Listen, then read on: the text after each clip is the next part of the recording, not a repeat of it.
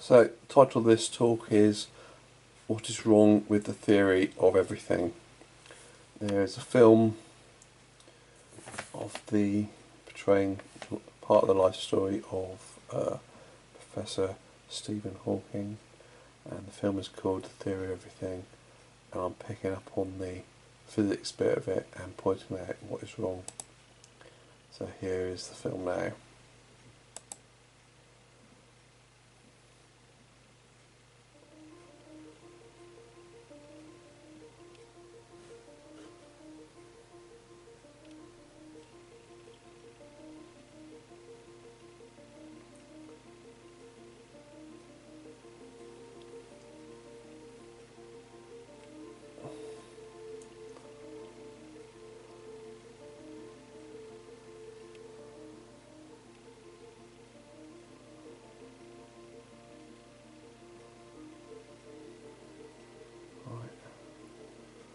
So that's the title of the film, The Theory of Everything. Picking up on the relevant bit, it's, Stephen Hawking is going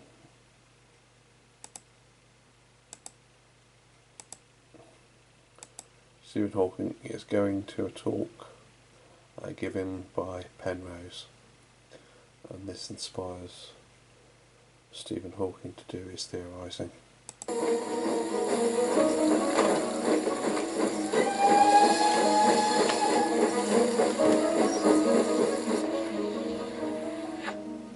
Star, more than 3 times the size of our sun, ought to end its life how?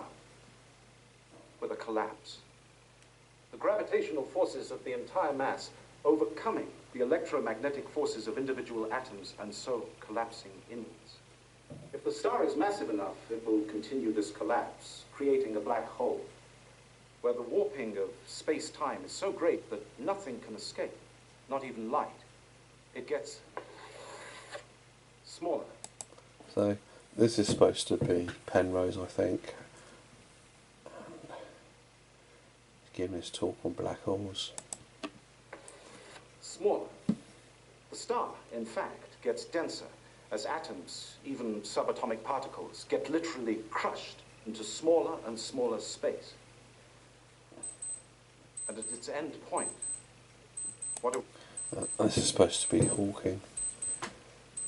we left with? A space-time singularity. So they talked about when a massive stellar object collapses, it forms a singularity, and that is a mistake. It doesn't, based upon Newtonian physics, you have a centre of force and you don't have it collapse to a singularity. A singularity is a point of infinite density, and a centre of force is an idea that comes from Newton, which was picked up by Boscovich. And in this talk here by Professor Dragoslav, he explains Boscovich's theory, and also there's the book which goes into details about Boscovich's theory. So they've made this terrible mistake of singularity, and they're still making this sort of same mistake as in their recent celebrations of Einstein, as I pointed out in this video clip here about how they misunderstand Einstein's general relativity. So they're still making the mistake here, as pointed in this film called The Theory of Everything. They're thinking a point as a singularity, when really from Newtonian physics it should be a centre of force. And so they've gone off onto the wrong track, and Hawking is supposed to have been impressed by this talk, and he's gone on his theorising based on this wrong idea as well. So from this we'll now get on to Hawking's theorising. This is supposed to be a portrayal of Hawking watching the lecture and being impressed by it. come to a stop?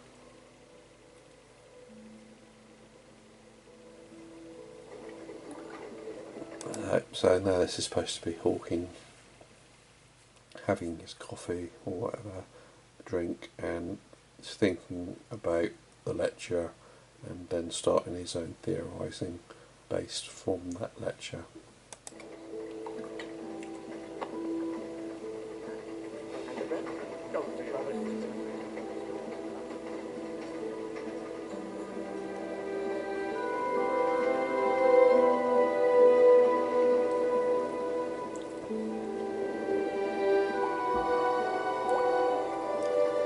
What would happen if you applied Penrose's theory about black holes to the entire universe?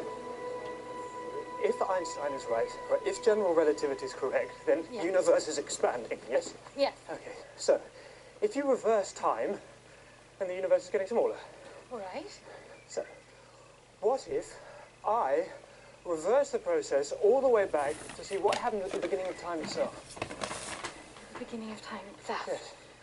So the universe getting smaller and smaller, getting denser and denser, hotter and hotter as we... You mean wind back the clock?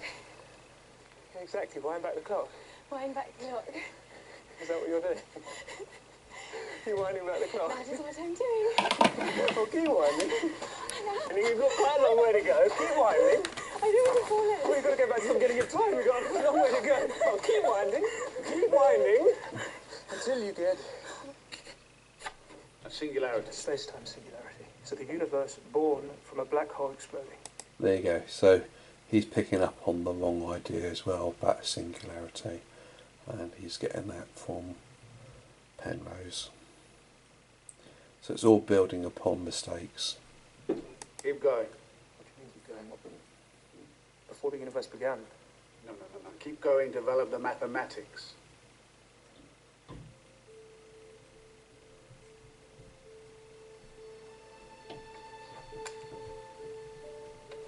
So, building upon a mistake, I sort of like then develop the mathematics, and this becomes Professor Hawking's thesis. We'll go back now. I've got some interesting things to point out.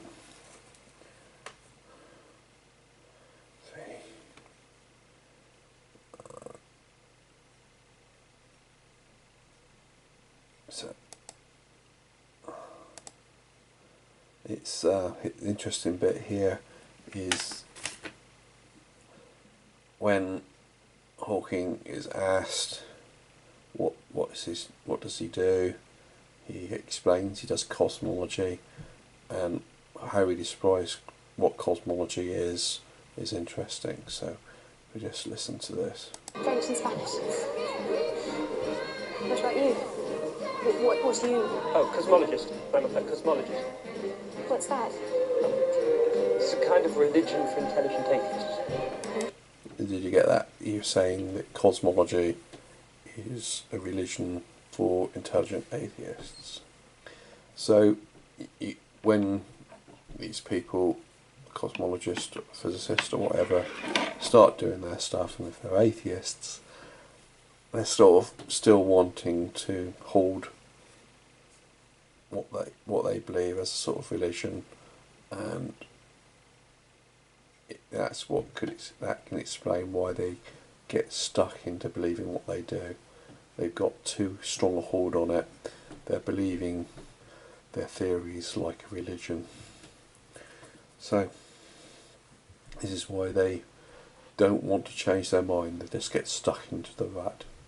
And as pointed out here, and in this one I pointed out how Einstein's general relativity is misunderstood at the Einstein celebrations recently last year. They don't want to change. They want to just carry on believing what they believe, and it's become a sort of religion to them, even though really they're atheists. They've replaced what would be called normal religion, like a belief in Christianity or Islam or Judaism or whatever, and they've replaced science. These atheists have taken on science, and their theories have become like a religion to them. and that makes it very difficult to get change then in the way they're doing things. So we go on to the next bit.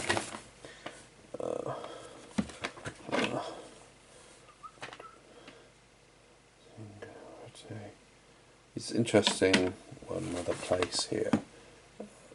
50 Hawking does give a lecture on his theory, and what one of the people says is interesting.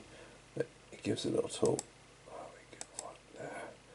And unfortunately, he's starting to have his problems from his illness, and he's in a wheelchair, and he's given a talk, and one of the professors gets up and says, who's listening to his lecture, and says it's all nonsense. And so I think that's interesting to point out.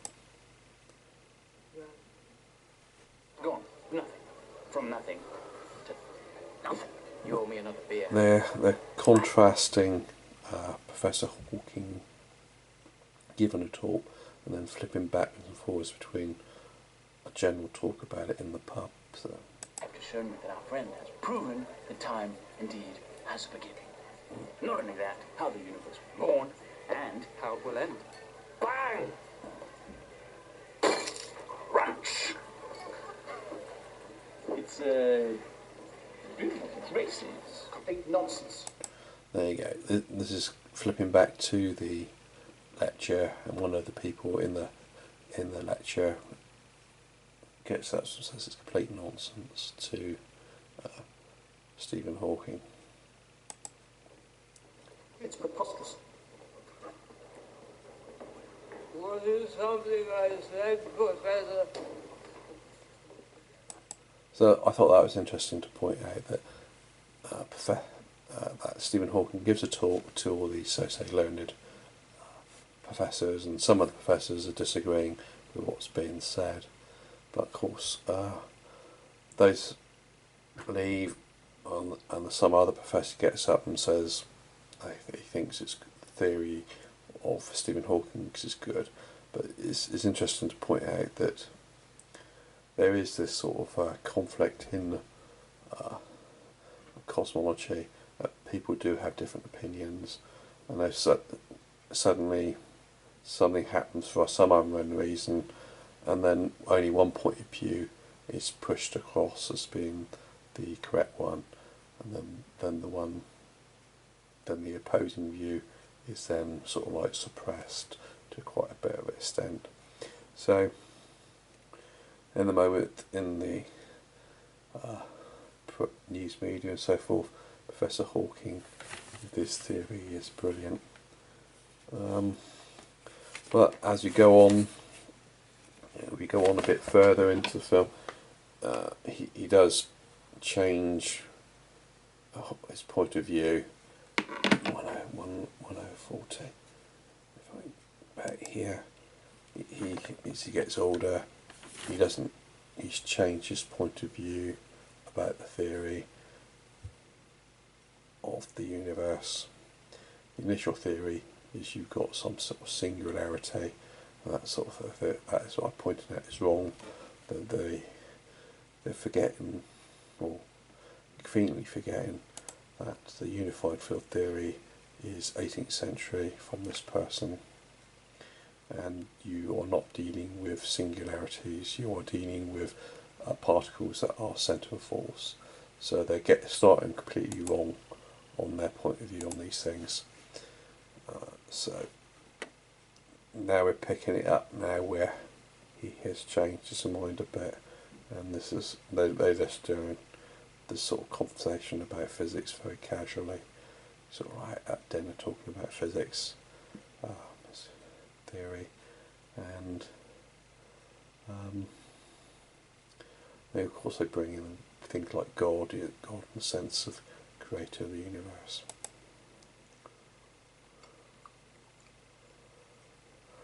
Wine? Why not? Stephen?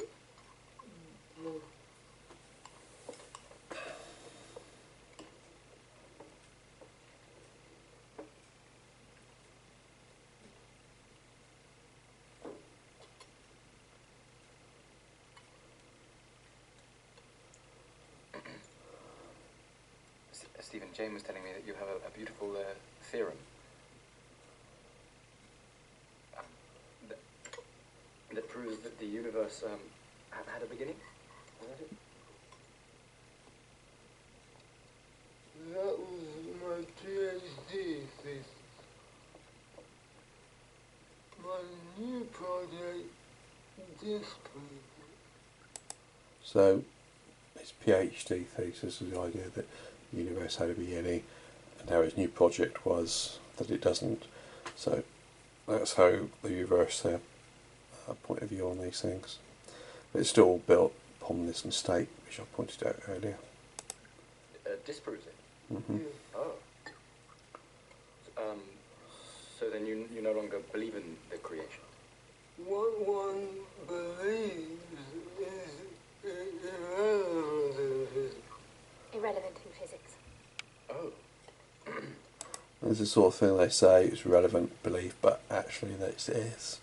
They do believe things, and suddenly they believe these things about a singularity, when where they should be going on about centres of force. I see. Stephen's done a U-turn. The big new idea U-turn. He's changed his U-turn. He's changed his point of view. is that the universe has no boundaries at all. No boundaries, no beginning. And no God?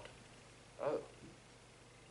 Yeah. So it's the original idea was the universe had a beginning, and his new idea is sort of like the universe doesn't have a beginning. And sort of you get onto the theology thing. Well, in that you think, well, if the universe had a beginning, then maybe it was a creator that created the universe. If you then say, or change your mind, decide, or the universe doesn't have a beginning, then the idea of a creator for the universe is done away with. Oh, I see. I thought that you proved the universe had a beginning and thus a need for a creator. My mistake. No, mine. Yeah, so his mind, so he's saying, it's in the sense of his first theory was that the universe had a beginning. So now he's thinking that's a mistake. Stephen is looking for a single theory that explains all the forces in the universe. Therefore, God must die. Why must God die? I don't see. The two great pillars of physics are quantum theory, the laws that govern the very small particles, electrons and so on, and general relativity. Yes, Einstein. Einstein's theory, the laws that govern the very large planets and such, that quantum and relativity, Don't tell me. They're different. they don't remotely play by the same rules. If the world were all potatoes, then easy. You could trace a precise beginning, as Stephen once did. A moment of creation. Hallelujah, God lives. If you incorporate peas into the menu, well, then it all goes a little... So, yes, haywire. Just all becomes a godless mess. Oh dear. Einstein hated peas. Quantum theory, he said, God doesn't play dice with the universe. seems he not only plays life, but he throws them where we can't find them. God is back on the endangered species list. Well, I expect he'll cope. And physics is back in business. Yes. Physics is back in business.